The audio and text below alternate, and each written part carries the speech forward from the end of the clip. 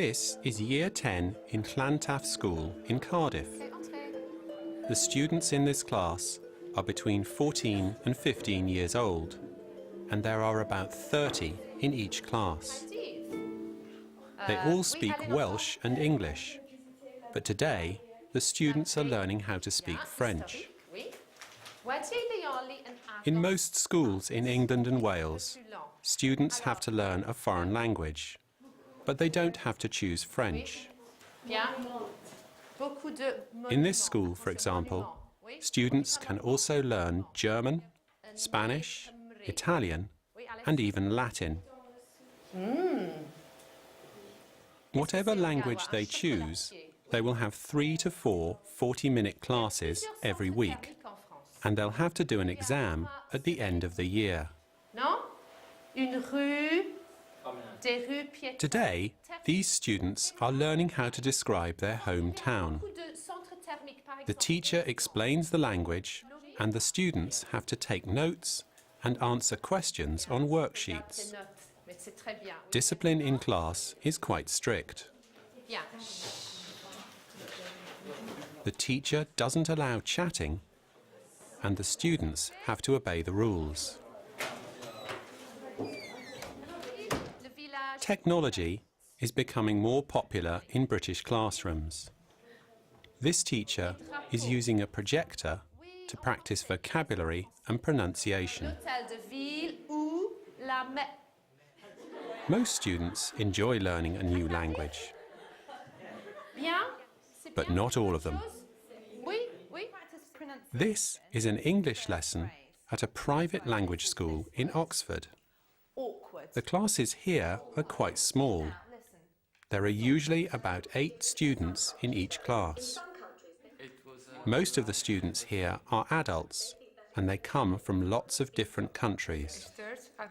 They say that if they learn English, they'll have a better chance of getting a good job. Because these students are adults, discipline isn't a big problem. The teacher and the students try to have fun, and lots of the activities involve working and speaking in pairs and groups. The teacher must be active, enthusiastic, and hard-working. Caroline Redding, another English teacher in Oxford, explains what teaching English as a foreign language is like. Why did you decide to become an English teacher? Well, I left university and didn't know what to do, and I decided I wanted to travel. So it was a good way to see the world. You can raise your voice. What do you like best about the job? I think the best thing for me is being with people and just helping them with their learning, helping them get on in life with their English. What do you like least about the job? I think the worst thing is probably the marking, correcting their homework and essays. With this friend. What problems do different nationalities have when learning English, and why? The learners from the Far East and the Middle East have problems with writing and reading in English, and this is because their languages have a different alphabet, and so before they can start learning English they have to learn our alphabet, and they also read from right to left, which makes it very difficult for them. Italian, Spanish and I think French students also have problems with pronunciation. That's probably their biggest problem. And then if you speak German, so if you come from Switzerland or Germany, they also have pronunciation problems, but it's more to do with the intonation, as they can sound a little bit rude in English. What do you think is the most useful thing students can do outside class to improve their language learning? I think that outside the classroom, students should first of all do their homework and go back over what they've learnt in the classroom during the class.